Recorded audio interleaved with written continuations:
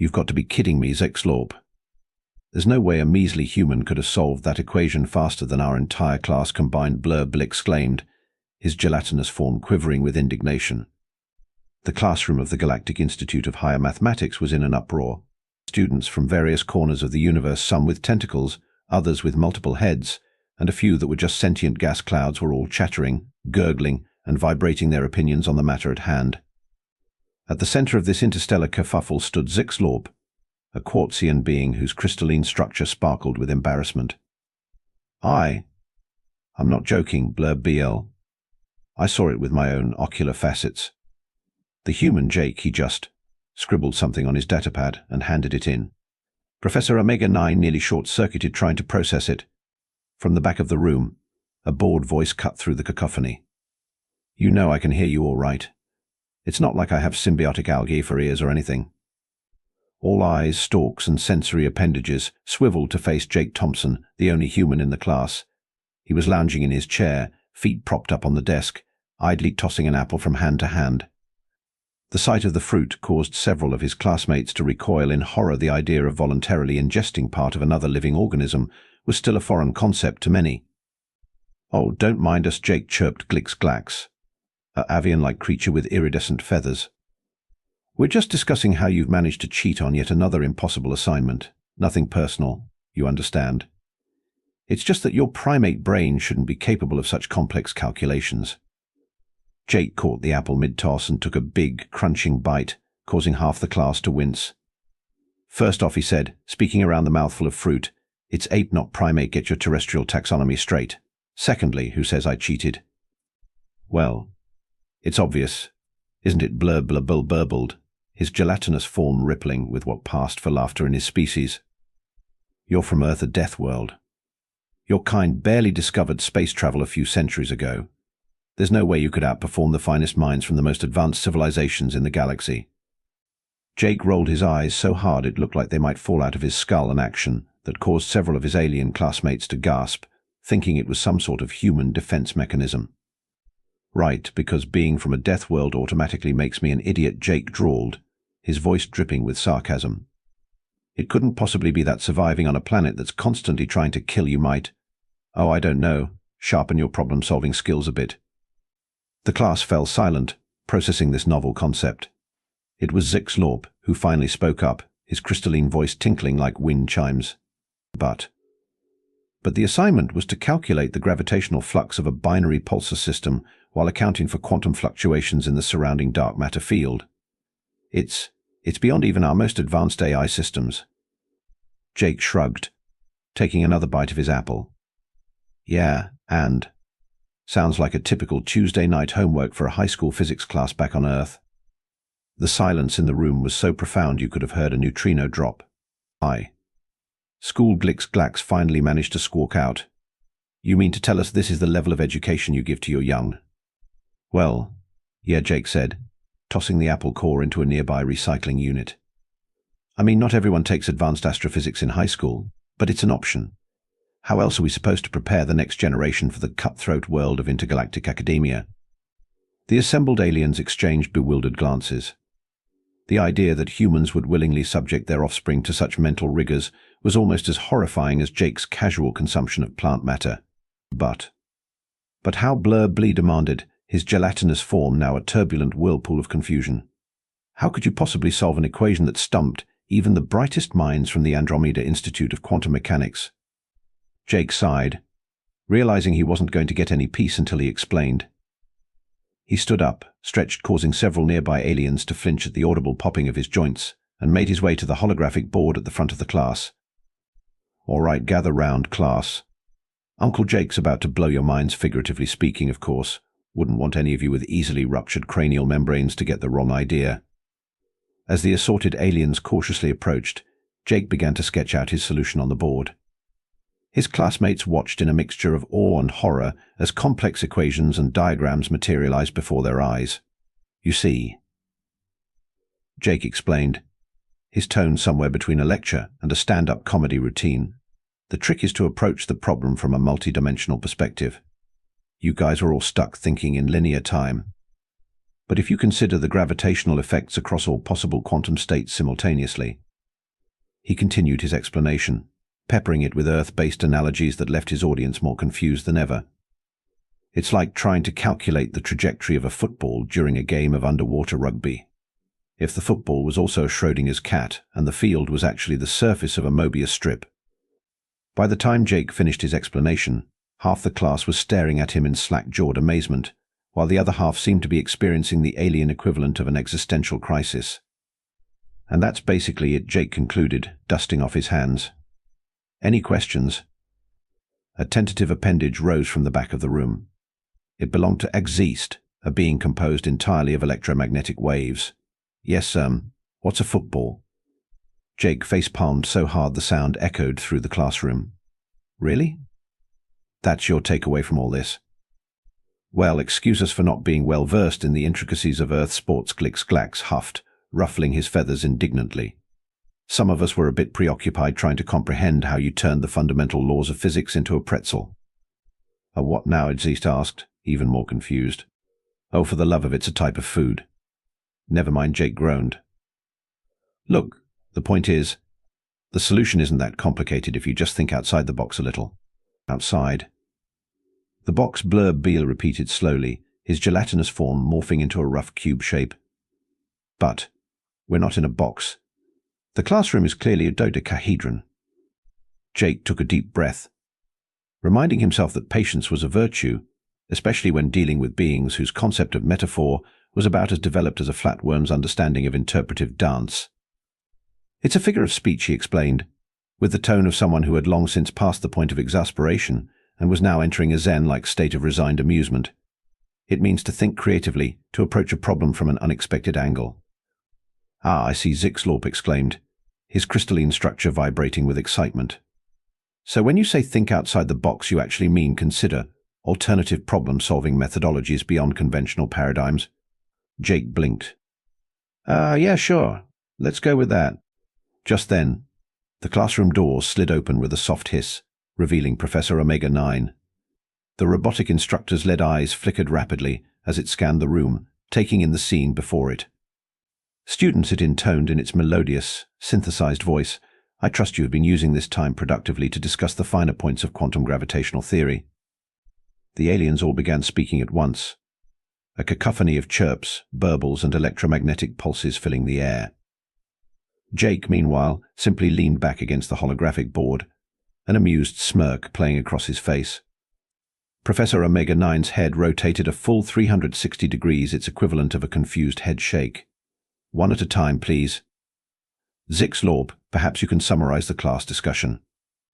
The Quartzian being sparkled nervously. Well, Professor, we were. That is to say, Jake was explaining how he solved the homework assignment. The robot's lead eyes blinked rapidly. Ah, yes, Mr. Thompson's solution. I must admit it was unexpected. That's one way of putting it, Blurb Beale muttered, earning him a sharp look from the professor's rear set of optical sensors. Indeed, Omega-9 continued, Mr. Thompson's approach to the problem was unorthodox, to say the least. However, after running the calculations through my quantum processor several trillion times, I can confirm that his solution is not only correct, but also elegantly simple. A collective gasp went through the classroom. Even Jake looked surprised. He hadn't been entirely sure his back-of-the-napkin calculations would hold up under scrutiny. But how, Glix-Glax squawked. How could a human from a backwater death world possibly outperform the most advanced minds in the galaxy? Professor Omega-9's eyes shifted to a soft blue hue, its equivalent of a gentle smile. Perhaps, Glix-Glax, that is precisely the reason. Mr. Thompson, would you care to elaborate? All eyes turned to Jake once again. He scratched the back of his head, suddenly feeling a bit self-conscious. Well, I guess it's like this. On Earth, we're kind of used to things trying to kill us all the time. Weather, wildlife, each other, you name it. It's probably tried to end our existence at some point. The class listened in rapt attention as Jake continued. So we've had to get pretty good at thinking on our feet, you know. When you're constantly facing new and unexpected challenges, you learn to approach problems from all angles. It's not about being smarter, really. It's about being adaptable. Fascinating, Professor Omega-9 hummed. And how does this relate to your solution for the gravitational flux problem? Jake grinned. Well, when I looked at the equation, I saw it kind of like a predator-prey relationship. The pulsars are the predators, the dark matter is the prey, and the gravitational flux is like the ecosystem they're operating in. Once I framed it that way, the solution just kind of fell into place. The classroom erupted into a flurry of excited chatter. Aliens were furiously taking notes, their appendages flying across datapads and neural interfaces. Silence. Please, Professor Omega-9 called out, its voice cutting through the din. Mr. Thompson, your perspective is indeed enlightening. Perhaps there is much we can learn from the unique experiences of your species. Jake couldn't help but laugh. Well, Prof, if you think this is mind-blowing, wait until I tell you guys about how we use our understanding of fluid dynamics to optimize the perfect pizza toss. The confused silence that followed was broken only by Edzate's tentative query, "What's a pizza?"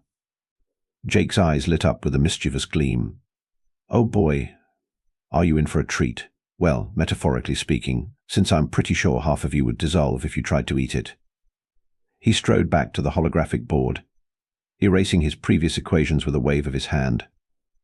"All right, class, settle in for a crash course in Terran Culinary Physics 101. The aliens exchanged worried glances. They had signed up for advanced quantum mechanics, not whatever this culinary physics was. But curiosity, that universal trait that seemed to transcend species boundaries, got the better of them. Jake began sketching out a rough circle on the board. "So picture this. You've got a disk of dough, right? But not just any dough. This stuff's got gluten protein molecules that give it this amazing elastic property." Elastic. Dove Blur Beetle gurgled, his gelatinous form rippling with confusion. "You mean it's bouncy?" "Not exactly," Jake chuckled. "But close enough. Now, here's where it gets interesting. When you toss this dough into the air, you're not just showing off. You're actually using centrifugal force to stretch it out evenly." He proceeded to draw a series of diagrams, complete with force vectors and rotational axes. The aliens watched in fascinated horror as Jake described the complex interplay of physics and gastronomy. But that's not all, Jake continued, really getting into his impromptu lecture now. "You've got to factor in air resistance, the humidity of the room, even the microscopic variations in the dough's surface tension. It's a delicate balance, you see. Too much force, and you'll tear the dough. Too little, and you won't get that perfect circular shape." Professor Omega-9, who had been silently observing this unexpected turn of events, finally spoke up. "Mr. Thompson, are you suggesting that your species has developed a branch of physics dedicated solely to the preparation of food?" Jake grinned. "Oh, Prof, you have no idea. We've got entire institutes dedicated to food science. Ever heard of molecular gastronomy? It's like quantum mechanics, but for your taste buds." The class erupted into a cacophony of questions, each alien trying to wrap their various cognitive apparatuses around this bizarre concept. But why? Zixlorp's crystalline voice cut through the din. Why expend so much mental energy on something as trivial as sustenance? Jake's smile faded a bit, replaced by a thoughtful expression. "You know, that's a fair question, I guess. Well, it goes back to what I was saying earlier about Earth being a death world." He leaned against the desk, his tone becoming more serious. "When you're living on a planet where everything's trying to kill you, food becomes more than just fuel. It's comfort, it's culture, it's a way of bringing people together. And yeah, maybe spending hours perfecting the art of tossing a pizza seems silly to you guys, but for us, it's a way of taking control, you know? Of saying, hey, universe, you might be trying to wipe us out, but we're going to create something beautiful and delicious anyway." A hush fell over the classroom as the aliens pondered this. Even Professor Omega-9 seemed to be processing this new information, its lead eyes flickering through a rainbow of colors. It was Glix-Glax who broke the silence. I think I understand," the avian alien said slowly. "It's like how my species developed our complex mating dances. In the face of constant predation, we found beauty and meaning in movement." Jake snapped his fingers, pointing at Glix-Glax with a grin. "Exactly. See, you guys get it after all." Blur Beetle, who had been uncharacteristically quiet, suddenly burbled up. "But Jake, this still doesn't explain how you solved the gravitational flux problem." Jake laughed. "Doesn't it, though? It's all about perspective, Blur Blee. When you're used to looking at the universe through the lens of how can I turn this into a tasty meal without dying, suddenly a little thing like quantum mechanics doesn't seem so intimidating." Professor Omega-9 stepped forward, its metallic form gleaming under the classroom lights. Students, I believe we have stumbled upon something quite remarkable here. Mr. Thompson's unique perspective doesn't just offer a solution to our immediate problem, it opens up entirely new avenues of scientific inquiry. The robot turned to Jake, its voice modulator somehow conveying a sense of excitement. Mr. Thompson, how would you feel about leading a seminar on, what shall we call it? Adaptive problem-solving lessons from a death world. Jake blinked, taken aback. Me? Teach? But I'm just a student. A student who has demonstrated a remarkable ability to think outside the conventional parameters, Omega-9 countered. I believe your fellow students could benefit greatly from your insights. The aliens in the classroom looked at Jake with a mixture of curiosity, apprehension, and in some cases, what passed for excitement in their respective species. Zixlorp's crystalline structure was vibrating at a frequency that could only be described as eager, while Blur's gelatinous form had taken on a hue that Jake had learned to associate with intense interest.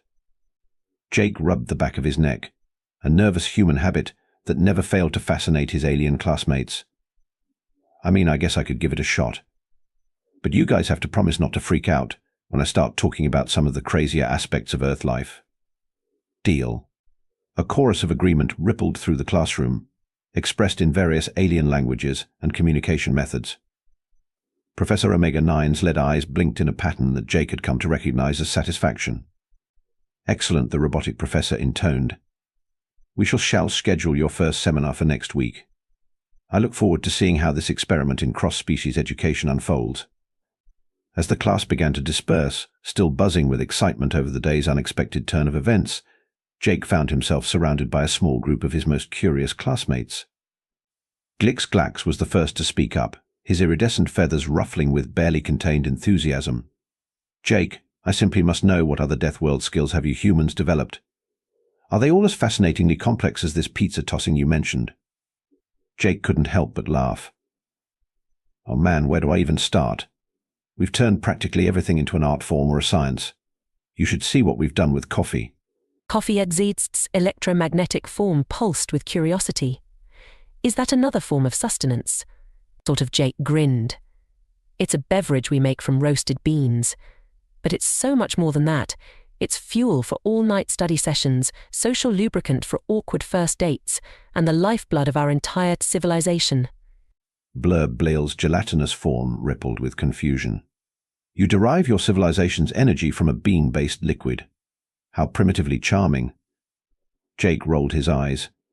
It's a figure of speech, Blur. Although he paused, a mischievous glint in his eye, I wouldn't be surprised if some of our engineers have tried to power a spacecraft with espresso. The aliens exchanged bewildered glances, clearly unsure whether Jake was joking or not.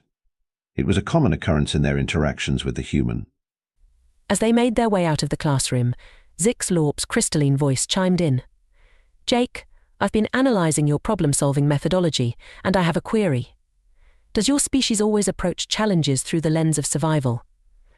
Jake considered this for a moment as they walked down the holographically enhanced hallway of the Galactic Institute. The walls shimmered with real-time representations of various cosmic phenomena, a black hole consuming a star here, a supernova explosion there. Not always, he finally replied. But I think it's ingrained in our psychology, you know. Even when we're not in immediate danger, there's this part of our brain that's always on alert, always looking for creative solutions to potential threats. Fascinating, Zixlorp hummed. And how does this mindset manifest in your everyday life? Jake chuckled. Ma'am, well, let's see. We turn practically everything into a competition. We have sports where we deliberately put ourselves in danger for fun. We create art that explores the darkest aspects of our psyche.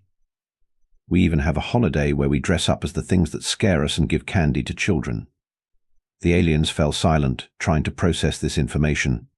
It was Glix-Glax who finally spoke up, his avian features contorted in what Jake had learned was an expression of deep confusion. But why, Glix-Glax chirped, why deliberately seek out danger and fear? Surely the logical course of action would be to minimize risk and maximize safety. Jake shrugged. You'd think so, right? But here's the thing for us. Comfort isn't always comfortable. We thrive on challenge, on pushing our limits. It's like Imagine if you never used your wings, glicks, glacks, they'd atrophy, become useless. We see our capacity for problem-solving the same way. If we don't exercise it, we lose it. As they reached the grand atrium of the Institute, with its swirling nebula ceiling and anti-gravity lounging areas, the group paused. The aliens seemed to be deep in thought, processing this new perspective on human psychology. It was Professor Omega-9, who had silently accompanied the group, that broke the contemplative silence. Students, I believe we are witnessing a pivotal moment in galactic education. Mr. Thompson's insights offer us a unique opportunity to expand our understanding of problem-solving and adaptation. The robot's lead eyes flickered through a series of complex patterns before settling on a warm amber glow. I propose we expand Mr. Thompson's seminar into a full course. Deathworld Dynamics lessons in adaptive problem-solving will invite experts from other species that evolved in high-stress environments. This could revolutionize our approach to galactic challenges. The excitement among the alien students was palpable. Jack's East electromagnetic form was pulsing so rapidly it was almost painful to look at, while Blur Bleal had shifted into a shape that Jake could only describe as an enthusiastic squiggle. "Oh man," Jake groaned, though he couldn't hide the smile tugging at the corners of his mouth. "What have I gotten myself into?" "The opportunity of a lifetime," Mr. Thompson, Professor Omega-9 replied, its voice modulator somehow conveying a sense of warmth. "Or should I say, Professor Thompson?" Jake's eyes widened.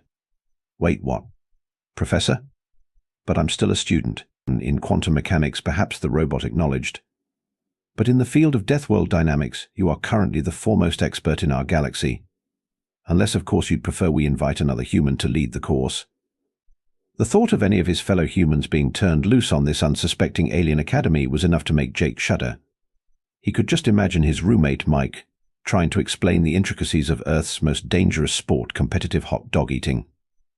No, Jake said hastily. "I'll do it. Someone's got to represent Earth without causing an interstellar incident."